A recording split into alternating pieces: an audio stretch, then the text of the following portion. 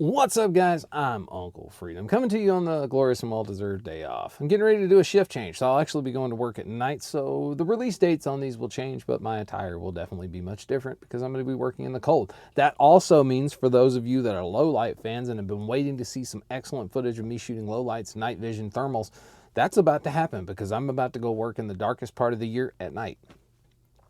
So as always, like, subscribe, share, tell a friend. Channel's growing. It's awesome. We are defeating the algorithm lords one day at a time by you guys liking, sharing, subscribing. It really does help the channel, and I appreciate it. If you want to support the channel, take a look down below. That description box somewhere will say something that says support the channel, and there'll be a link that'll either go to a Google Doc or my website, depending on when you view this.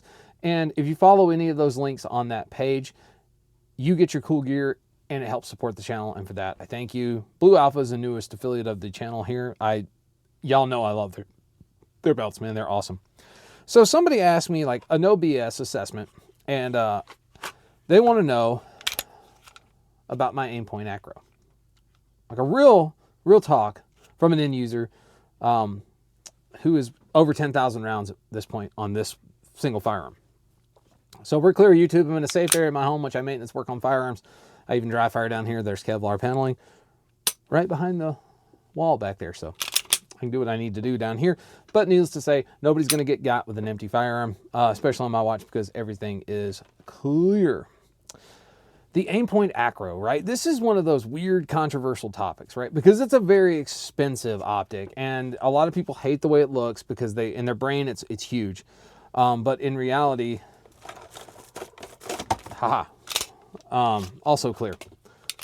Shadow systems. Video on that's up. So in reality, the shadow systems is not much taller. It's just a little longer. So it's not as big as you think it is. It just looks big because of the way it's shaped versus the actual size of the system itself. There was also a lot of back and forth about the fact that the optics break and they're unreliable and that Aimpoint missed the boat. And yeah, I've heard them all.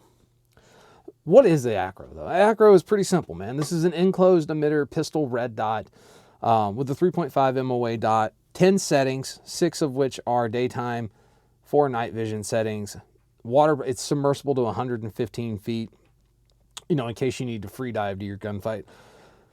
And believe it or not, this thing actually has 4 lenses. So you see the back, you see the front lens, right? There's actually 4 lenses. There's another lens in the back and another lens in the front. So you have sacrificial lenses front and back, which is pretty cool and an important part.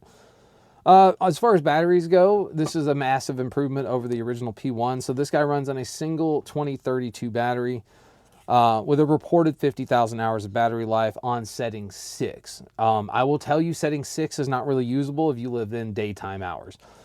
7 or 8 is what I find this set on most of the time. If I'm working at night, especially using like my X300 Turbo, I will typically keep it set at 7 even at night. But this one, no issues. I've had this platform here since March, and I'm over 10,000 rounds on it. One of the cool parts about the ACRO, ooh, I can actually show you this. One of the cool parts about the ACRO is the way it mounts. So we've always had this huge problem with red dots. For those of you that have been in the red dot game for a minute, you know exactly what I'm talking about. It was getting screws that were a little too long and made your ejector not work in your Glock, right? Like it's a thing. But we solved a lot of those problems. People like Shadow Systems with a really innovative mounting system that's incredibly durable and very easy no matter what kind of optic you have, and eliminated plates for the most part.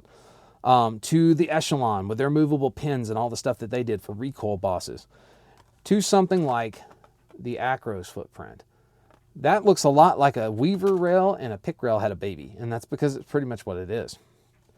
So the ACRO itself mounts with a really heavy square crossbar that completely fills the notch and a claw system that locks this thing in just rock solid tight. Add into that this thing is recessed into the slide to begin with. This is bomb proof for a mounting solution. It's probably one of the best mounting solutions that's ever come out. So then the next thing people want to know is, what about the P-1? Because there's still some P-1s floating around out there. The original enclosed pistol dot, the P-1. Unfortunately, that thing was plagued by like a 3 to 4 week battery life, a less usable interface, the way the buttons were designed on it. But it was really solid. It just had a battery life measured in days and not like thousands of hours. So in the P1, there was bad battery was the issues with the P1. Now, there were some reported issues with the P2. Moisture intrusion was a big one, right? That's a thing with enclosed emitter. That's the reason we nitrogen purge rifle optics, right? We are eliminating moisture and stuff from inside of the optic to keep it from fogging internally. So there were some reports of moisture intrusion. There was the internal fogging issue. There was some kind of, I saw this on a couple, like online, I didn't see it in person. There was some oil or something on the inside that was, during recoil, it was splattering the inside of the screen.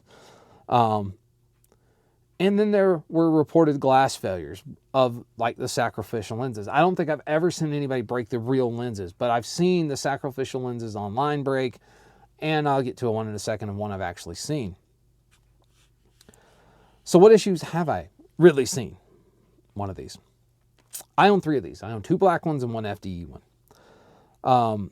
Combined round count for all 3 is 21,368. So I've got 21,368 rounds through Aimpoint ACROs since March of this year. I also know of 7 additional ACROs in the hands of training partners and respected instructors that I work with. The round counts totaling from theirs is well in excess of 15,000. So we're getting to the lifetime of most people's shooting experience, and we've done that in the last 7 months. So as far as fogging goes, I've never seen one of these fog. I have been in freezing cold trucks and got out into hot, humid days, no fogging. I have recently been in an incredibly warm, heated truck and jumped out to like 10-degree temperatures, no fogging. I've had this thing in the rain, I've had it in the dust, I've had it in the dirt. And when I come home off shift and I shower, this guy is on the vanity like this in the bathroom. When I take my hot ass showers, never any internal fogging. Literally just wipe it with your thumb, it's all gone. But you can do what I do to my stuff, which is I, like most, use cat crap, treat my lenses to keep them from fogging. So I've never had an internal fogging issue. I've never seen any of the crap floating around inside. But as I mentioned in the MOS instructor, I watched one of these fail. It was not unusable. There was nothing mechanically wrong with the optic itself or electrically wrong with the optic. What happened was, during one of our really hard manipulations, the sacrificial lens got knocked out by the instructor for the Glock program itself. We found it during cleanup. He had it. He's since probably got it replaced. But the optic still functioned fine. It was still a sealed unit because the lenses you can see and touch on the outside are sacrificial. They're literally there in case you break them. You take a sim around to it and it shatters, at least it didn't break your optic for real and you can still use the optic. Same thing, austere conditions. If we were fighting around a vehicle, I've racked this off bumpers and crap before. You smash it off of something and you break that sacrificial lens, your actual optic's still usable. So that's pretty cool. No, I do not drop mine intentionally. But this one has taken more than one egregiously hard smash into door frames, right? So one of the things people don't think about being a cop is we're wearing like tumors on the outside of our hips. And I am not equipped with hips as a white dude that looks like a frog standing up. I don't have hips. So I don't know what to do with those things when I'm like walking. So I smash into everything, dude. I have driven that optic and gun into every single doorway, metal, aluminum, steel door frames, wood door, concrete walls, you name it. Smashed it into all of them. Still fine. This did get pretty hardcore smashed into a barricade though. I did not get a good seat into a holster. I thought I had it all the way in, but I had it hooked. I come running by, it jostled out, smashed into a barricade like this, and then rolled behind me on gravel. It's tough. But what about the competitors, right? The 509, the MPS, the Duty from C&H Precision, which I have one on the way. The RCR from Armor. I have no use with the RCR from Trijicon. I'm not willing to spend like this $800 it cost me to get one, to be honest with you. And I don't like the screws. That's just me though. But 509, the MPS, I have experience on. Now, I remember when the 509T was released by HoloSun, it was constant. It was every week you were seeing people, and there were pictures missing the rear glass on the 509. Happened to mine. right? I'm just shooting and the glass just rocketed off behind my shoulder. It happened. There was a bad batch. There was an issue. They fixed it. I have not seen that issue in years at this point. So whatever it was, they fixed. So it would stand to reason that whatever issues showed up with the Acro, they must have fixed before I got mine, because this thing's been bomb-proof. But the 509 is a very good optic, as it is now. The MPS, a very good optic. Some would argue more aesthetically pleasing than the Acro. Personally, I like the Acro's look, but I'm a little weird, so that's okay. Sorry about that. Now, the duty, I'll reserve judgment until I get my hands on mine. I know a lot of you were curious about that one because it is a more budget-friendly option for an enclosed emitter, and I'll be honest and truthful with you about it. Sucks, it sucks. If it doesn't, it doesn't. Go team. But there are some upgrades that exist for this guy, believe it or not. Some of these upgrades are from Tango down. So you get like the mounts from literally all of the usual companies. Personally, for me, if I'm going to use a plate, it's Forward Control Designs. I like their plates. But there's Tango down does some things. They do like a lens guard on the front of this guy that protects that sacrificial lens from bashes. You could go with that. The only one, they also make a extreme duty clamp, which changes the Torx head to like a Phillips head or a flathead bit. Makes it a little easier for you to service in the field. Personally, I didn't need that, but I did do the Tango down severe duty battery cap. So instead of the plastic battery cap that you get on this guy, this is a billet aluminum battery cap. I love it, right? So I did do that change to mine. It doesn't sit any higher or anything like that. I did do that change to mine. It's like 25 bucks. But my experience right now, since March 2024, I say this is a 10,000 round review, but realistically it's over 13,000 rounds as I film this. Original battery that came with it, still in it. I have had absolutely zero issues with this optic. It's never fogged. It's never failed. It's never had an issue. It's never come loose. It's never lost zero. It's been tough as hell. I know a lot of shooters that won't shoot 13,000 rounds in the next 10 years. Right? It's not a flex. I shoot a lot because it's my job. It's been absolutely rock solid and dependable. And something else I noticed, it was kind of a weird thing. So when I first started off with this optic, I noticed I was actually more consistent acquiring the dot, and a lot of that is due to the kind of the tube effect of it. I've heard some arguments, oh, the window's so small. But to be honest, if I am hard target focused and I bring this gun up, I see a shadow of what the outer size of the red dot is. But I don't see it. It doesn't block my view. I don't have any issues with it. It's not something I've noticed. The window size really isn't smaller than something like a Hollow Sun. It's just not.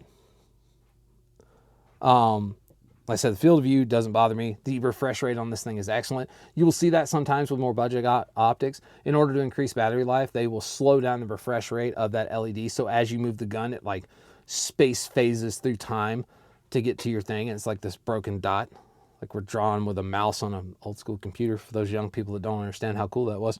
But that's what it looks like. This doesn't have that issue. This is just a rock solid system all the way around.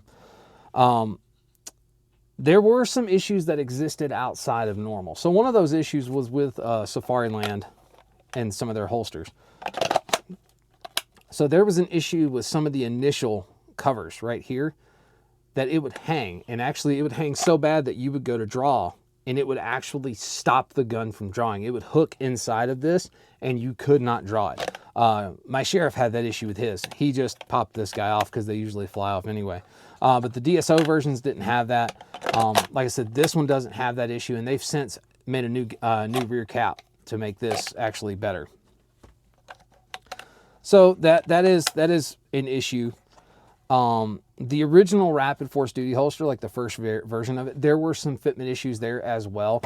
Because the way that shield was done, it was slanted in the back, because up until this, all of this stuff was gone, right? So it could be slanted and it wasn't an issue. There was an issue and people had to remove it. The new Rapid Force Duty Gear holsters that you've seen in the video, I'll leave a link over here. That holster is like purpose built around protecting this. And that's probably honestly one of the reasons this is not more beat to crap, because that's the holster I run. So I have this really nice protected hood smashing into crap when I'm running into things with my hips that don't exist unless I'm at work. And like I said, the other big thing, the biggest thing everybody's got against it is it looks huge. But like I said, I showed you guys with that Halston, it's really not big. Your field of view is really not smaller. With my GL 429 sights, I get a fantastic lower third co-witness through this optic. There's very little notch filter at all. It's Aimpoint's excellent battery life. This has been stone cold reliable, as have all of mine. I've seen one failure, and admittedly the guy from Glock that had the failure, that's one of the initial runs of the P2. So maybe that was when that actually was happening. But I haven't seen that issue out of any of my 3, and then the 7 others. So I have a sampling pool right now of 10 acros that I'm keeping tabs on, and we are probably playing in excess of 40 to 50,000 rounds at this point. And none of us have broken any of our stuff. So people want to know, I give it my seal of approval, man. The Aimpoint ACRO P-2, when I selected an optic to survive my life, this is what I choose. And today, I can have anything I want. This is still what I choose. This is by far my favorite optic. I absolutely adore it. I think there's nothing wrong with the 509T, the MPS, right? There's nothing wrong with any of them. But this is my baby and my favorite optic, and I absolutely adore it, and I love shooting with it, and it's just, I don't know, makes me feel all warm and fuzzy inside. So guys, this has been the ACRO P-2. My real thoughts on it after over 13,000 rounds of ammunition fired on it in about 7 months. It's good. It's real good. So guys, thanks for hanging out with me today. I hope you found this informative. As always, take care of yourself, take care of each other, and until next time, I'll see you later.